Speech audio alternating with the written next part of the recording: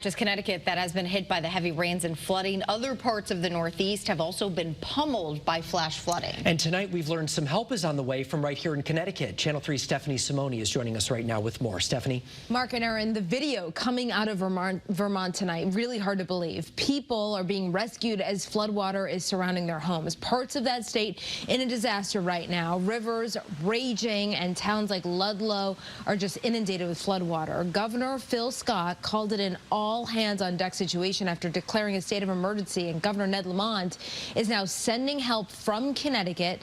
Search and rescue teams will travel to help save people from those catastrophic floods. Now, several inches of rain fell in Providence, Rhode Island, turning roads into rivers here. Look at this. Streets all over the city were closed. One woman was killed as she tried to evacuate her home with her dog during that flooding.